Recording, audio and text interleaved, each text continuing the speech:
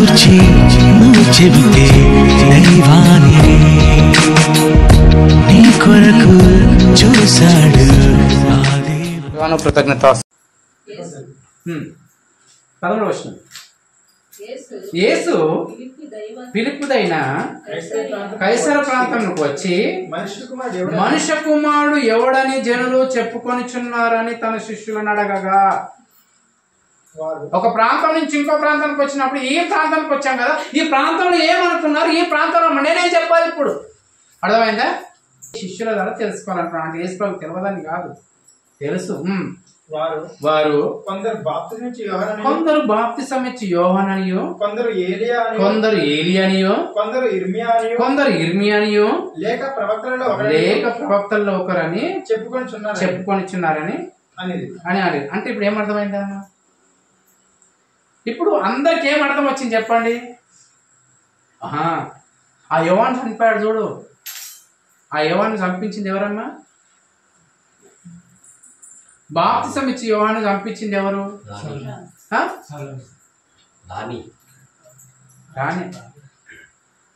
ఆమె భర్త పేరు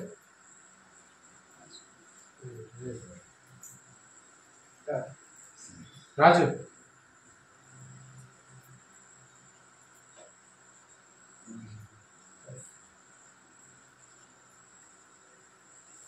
సరే, ఆ భర్త పేరు గుర్తు చేసుకున్నా చెప్తాను. గుర్తుకొచ్చినప్పుడు ఆలోచించాను, వాక్యం వింటాను. అర్థమైందా? అంటే యోహాను చనిపోయిన యోహానుగా వచ్చాడు హేరోదు. అర్థమైందా? ఎవరు చనిపోయిన వాళ్ళు వస్తారని ఇంకా వీళ్ళకి నమ్మకం ఉంది. రాజులు కానీ ప్రాంతంలో ఉన్నవాళ్ళు, వీళ్ళకి అలాంటి ఒక పిచ్చి ఆలోచనలు ఉన్నాయి ఆ రోజుల్లో. ఇప్పుడు నన్ను ఏమనుకుంటున్నారంటే, ఒకడు అంటున్నానంట నేను యోహాను అనుకుంటున్నారు. యేసు కాదా? కాదు కాదు కాదు కాదు, నేను యోహాను అనుకుంటున్నారు. ఇంకోరు ఏమనుకుంటున్నారు, నేను ఏలి అనుకుంటున్నారు. ఏలి అంటే ఎవరు? యోహాన్ అంటే ఎవరు? ఏలి అంటే ఎవరు చెప్పండి? ఏలి అంటే ప్రవక్త. యోహాన్ అంటే వీళ్ళ క్యారెక్టర్ ఏంది? వీళ్ళ క్యారెక్టర్ ఏంటి తెలుసా? వాడు ఎవడన్నా ఉండను, ముక్కు సూటిగా రాజు అయితే నువ్వు తప్పు చేసినావు అని చెప్తారు. ఏలి అలాంటి వ్యక్తే, బాప్తిసం ఇచ్చి యోహాను అలాంటి వ్యక్తే, ఇర్మియా గుట్ట అలాంటి వ్యక్తే. అర్థమవుతుందా? ముక్కు అంటే ప్రవక్తల్లో కొంతమంది సూటిగా మాట్లాడుకున్న నిజాన్ని చెప్తారు, కానీ వీళ్ళు ధైర్యంగా చెప్పిన వ్యక్తులు. డేర్ టు డేర్, మీ దేవుడు గొప్పడా నా దేవుడు గొప్ప చూద్దాం. Straight forward. మీరు గెలుస్తారా నేను గెలుస్తానా చూద్దాం రండి. మీ దేవుడు గొప్పడా నా దేవుడు గొప్పడా చూద్దాం రండి. పెట్టుకుందామా పోటీ? పెట్టుకుందామా? రండి పెట్టుకుందాము. ఆ ఏలియానా? బాప్తిసం ఇచ్చే యోహాను అంటే ఏలియా గారి తరంలో యేసు ప్రభువు వారు లేరు. మరి అదే యోహాను గారి తరంలో యేసు ప్రభువు వారు ఉన్నారు కదా, మరి ఆయన చనిపోయినా వీళ్ళు ఎట్లా వస్తారనుకుంటా వీళ్ళకి తెలియదా? అర్థమవుతుంది? అంటే ఇంత ఇంకిత జ్ఞానం ఎలా ఉందంటే, ఒక క్రైస్తవుడు ఏం ఆలోచించాలి తెలుసా?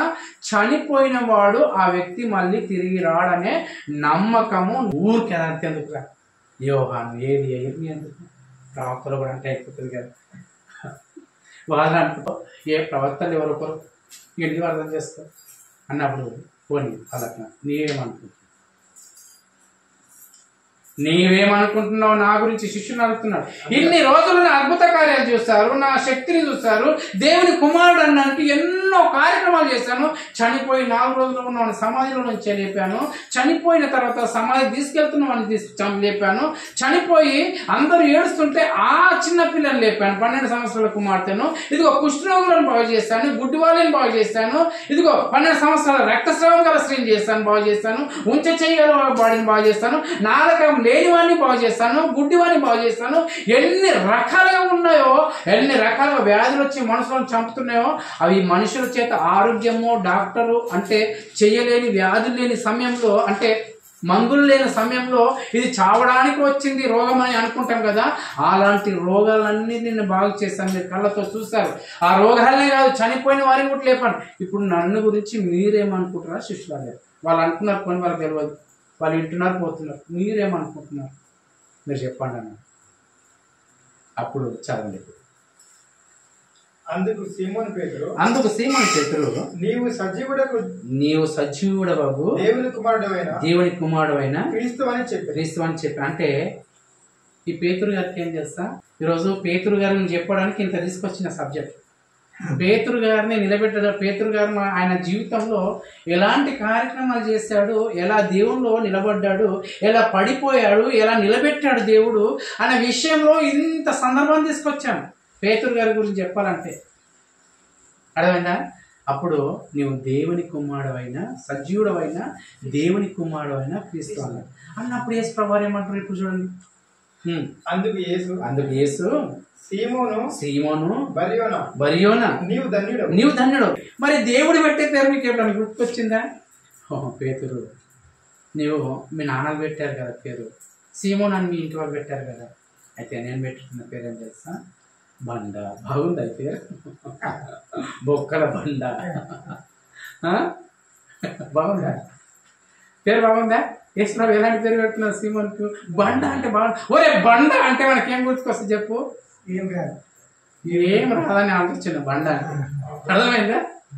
అప్పుడప్పుడు పిల్లలు తిడతాం, ఒరే నీకు ఎంత చెప్పిన బండ వారా, అర్థం చేసుకోవాలా, తెలియదా నీకు? శుద్ధం వద్దు. బండలాగా అయిపోయింది ఎవరు నీ హృదయము, బండలాగా అయిపోయినవారు నీవు మొత్తము. యేసు ప్రభు పెడుతున్న పేరు ఎలాంటి చెప్పడానికి పేతురు గారికి? బండ అంటే దాంట్లో చాలా మీనింగ్ ఉంది. మన తల్లిదండ్రులే పేరు ఆలోచించి పెడితే యేసుప్రభు వారు పెట్టిన పేరుకి ఎంత అదృష్టం చెప్పండి. బండ అని పేరు పెట్టడానికి ఎంత అదృష్టం పేతురు గారు. మనం తిడుతుంటాం, ఒరే బండ లాక్కున్నాడు, ఒరే బండ నీకు తెలివి లేదురా అంటే బండకున్న లక్షణం ఏం చెప్పండి. ఈ మాట చెప్పేసి వచ్చే వారం మళ్ళీ దీన్ని కొనసాగిద్దాం. బండ అంటే ఏం చెప్పండి? రాయి అంటే ఏం చెప్పండి? ఎక్కడ పెడితే అక్కడి నుంచి కదలదు, స్థిరంగా నిలబడుతుంది. పేతురు స్థిరంగా నిలబడే లక్షణమా? మాట మీద నిలబడే లక్షణం పేతురు గారికి ఉందా? అర్థమవుతుందా?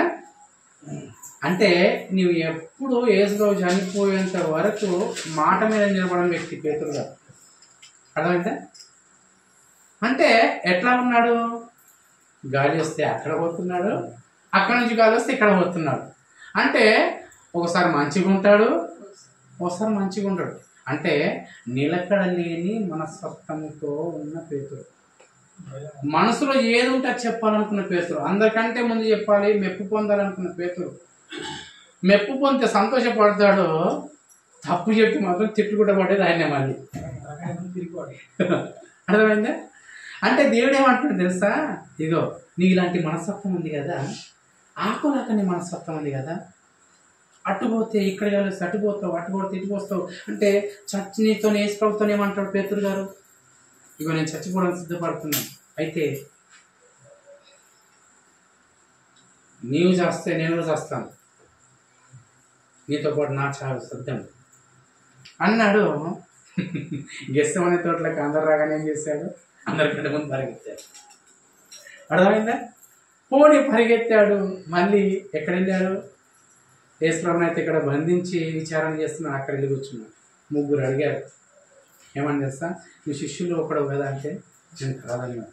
ఇంకోరు అలాగైనా కనిపిస్తున్నావు నువ్వు ఒక్కదాకా కాదన్నాడు. ఇంకోసారి అయితే ఏమంటే తెలుసా, ఒట్టే పెట్టుకుంటాడు, ఆకాశంతో భూమితోనే ఆయన కాదని. అంటే అలాంటి పరిస్థితి కదా పేతురు అనేది. నీకు బండ లాంటి అంటే స్థిరంగా ఉండే నీకు విలువనిస్తాడు. బండ అంటే ఏం చెప్పండి అన్న, రాయి అంటే ఏం చెప్పండి? స్థిరంగా కదలవు. అంటే ఇప్పుడు కదులుతున్నావు, ఇటు వాడు తట్టుపోతున్నావు, అటు నుంచి ఇటు వస్తున్నావు, ఇటు నుంచి వాడు ఎటు పోతున్నావు, ఎటెటో పోతున్నావు కదా పేతురు. అంటే చావంటే భయపడుతున్నావు, పిరికి వాడవు నువ్వు, అన్ని విషయాలు నువ్వు తొందరపాటు పడుతున్నావు కదా. అయితే ఈ తొందరపాట్లని తీసేసి ఒకే మాట మీద నేను నిలబడేటట్టు చేస్తాను. ఆ మాట ఏం తెలుసా? బండగా రాయిగా నేను నిలబెడతాను. ఒక రాయిని అక్కడ పెట్టిందంటే ఆకులు ఎన్ని ఆకులు ఉన్న గాలి వచ్చి వెళ్ళిపోతాయి కానీ బండ రాయి కదులుతుందా? ఎంత గాలి వచ్చినా కదులుతుందా? ఆ ఎంత చిన్న రాయి అని కదులుతుందా? పెద్ద పెద్ద చెట్లే కదులుతుంటాయి కానీ రాయి కదులుతుందా? చిన్న రవ్వ కదులుతుంటా చెప్పండి. నేను రాయిగా చేస్తాను, బండగా చేస్తాను పేతురు. నీ మీద నేనేం చేస్తాను తెలుసా? బండ మీద ఎందుకు పెడతాను.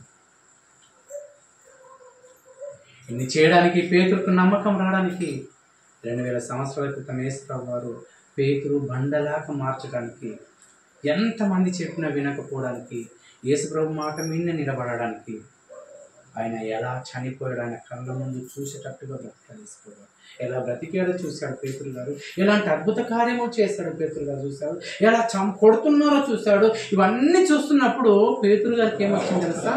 ఏమర్థమైంది తెలుసా? ఏమర్థమైందమ్మా అంటే, నేను చనిపోయిన తర్వాత సమాధి చేయబడి తిరిగి లేవాలంటే ఈయనలాంటి బ్రతుకుతేనే నేను నిలబడతాను, ఈయనలాంటి శ్రమ పడితే నేను చనిపోతే లేస్తాను, ఈయనలాంటి జీవితాన్ని జీవిస్తాను, నాకు పరలోకం వస్తామని అక్కడ రాయిగా నిలబెట్టాడు అక్కడ దేవుడు. అర్థమైందా?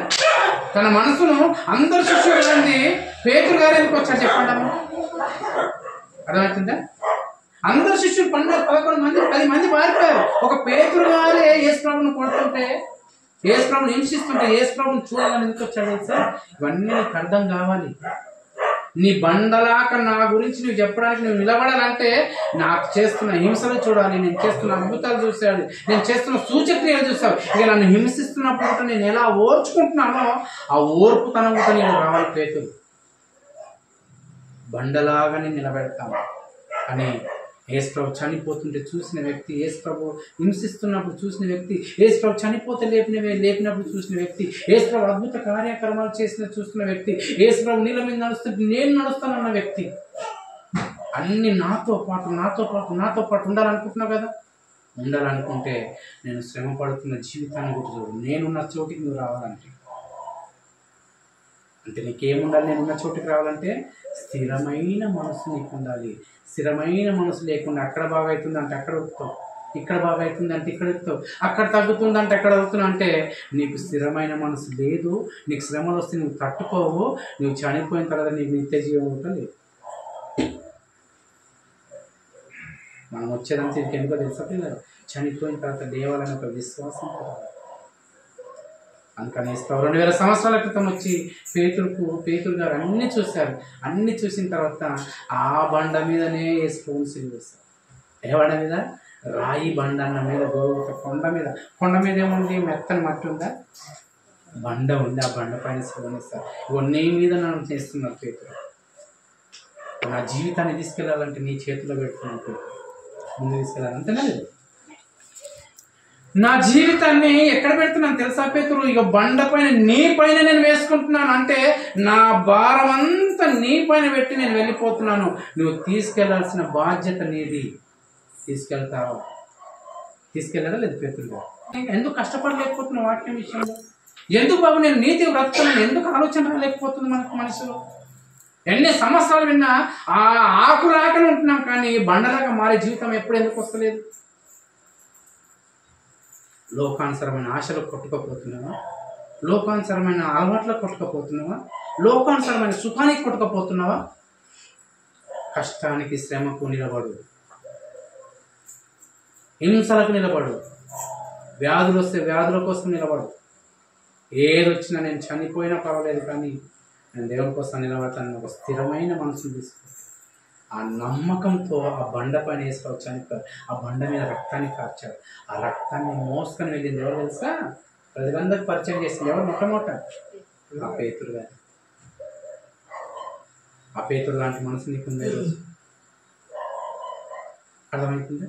పేతురు లాంటి స్వభావం నీకు వస్తుందా ఈరోజు వాక్యం విన్న తర్వాత? యేసుప్రభు వారు ఉంచిన ఆ యొక్క నమ్మకం, విశ్వాసం మనకు వస్తుందా?